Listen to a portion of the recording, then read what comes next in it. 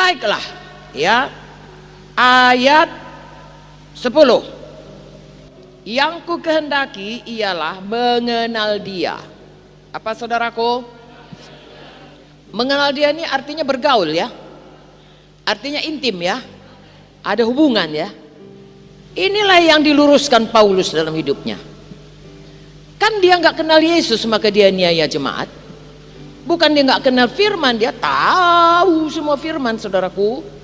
Dia tahu dari kitab Kejadian karena Taurat buku Taurat kan dia ahlinya ya, Taurat.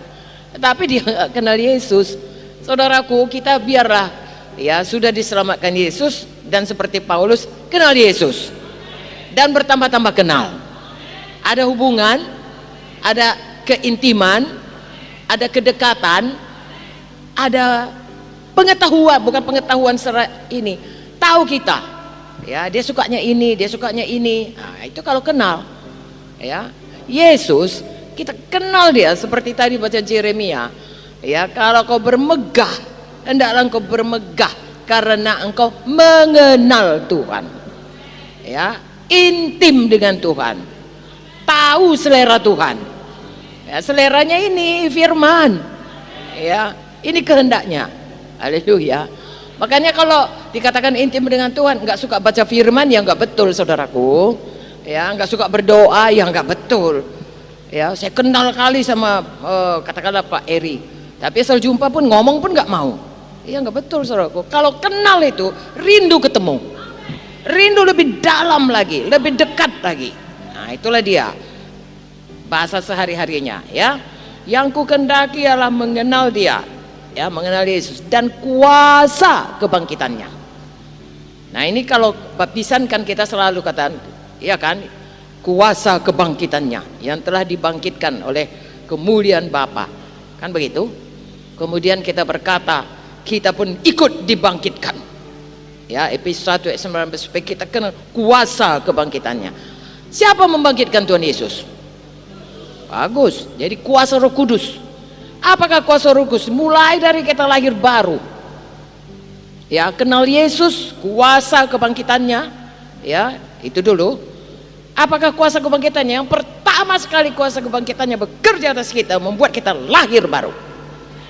Kemudian kita saudaraku, sebagai tanda kita ini sudah lahir baru dan membuat Yesus jadi Tuhan, kita dibaptiskan, bangkit kepada satu hidup baru.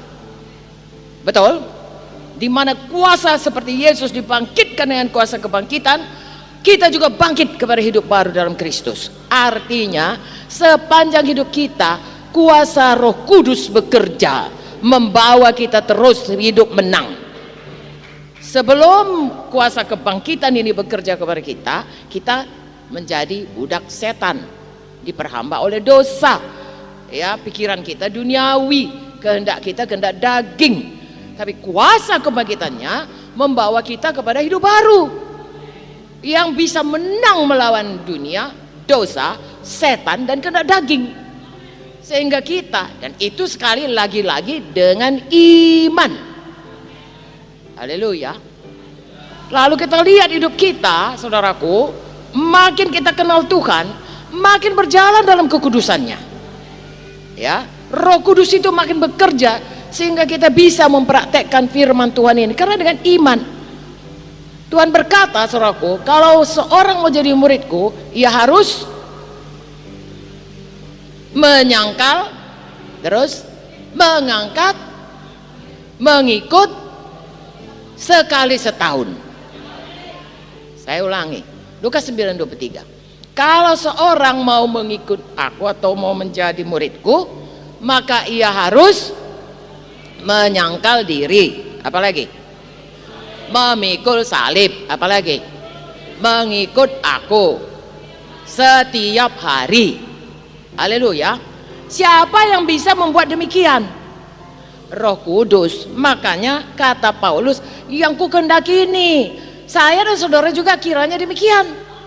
Kita luruskan dulu hidup kita, suka kita kuasa kebangkitan, karena itu membuat kita tiap-tiap hari bisa mengikut Yesus dengan menang. Bagaimana mengikut Yesus dengan menang? Ada menyangkal diri. kehendak daging kita mau malas. Misalnya lah saudara, sebenarnya kalau saudara kemarin ini kan udah nyangkal diri, kalau enggak kan saudara bisa tinggal aja di kampung saudara, nah, dan lain sebagainya. Saudara datang di sini karena untuk patuh itu perlu menyangkal diri. Semua kita punya kehendak daging, semua kita punya kepentingan, semua kita punya cara berpikir sendiri, semua kita mempunyai penilaian masing-masing. Yang saya rasa baik belum tentu saudara rasa baik, dan yang saudara rasa baik belum tentu saya rasa baik. Tapi saudara menundukkan diri, itu nyangkal diri namanya ya, mengangkat salib ya. Nanti kita lihat lagi, mengangkat salib itu seperti Tuhan Yesus ya. Seharusnya kan dia bukan enggak patutnya dia mengangkat salib kan, bukan bagiannya itu, bagian kitanya itu, tapi ditanggungkannya demi supaya kehendak Bapa jadi. Kita pun begitu. Nah, mengikut Yesus ya, mengikut Yesus itu saudaraku, ada yang bisa diikut di dunia ini saudaraku. Satu, Tuhan Yesus. Dua, setan ya. Tiga, diri kita atau orang lain. Kan itu aja di dunia ini. Jadi kepada kita selalu itu pilihan ya, sepanjang hidup kita. Dan kalau kita memilih mengikut Tuhan, bagaimanapun kita akan dapat aniaya. Aniaya dari setan, aniaya dari orang yang mau dipakai setan. Dan untuk itu saudaraku, nanti kalimat berikutnya kita harus rela ya, kita harus kenal bahwasanya itu bagian kita. Kalau kita kenal Yesus, kita kenal itu bagian kita, dan kita tidak kompromi dan tidak menyerah, dan kita menang. Walaupun untuk itu sekali lagi diperlukan iman. Kadang-kadang perlu tenggang waktu untuk menang. Dan untuk itu saudara tetap tekun dalam iman, berpegang teguh pada imanmu.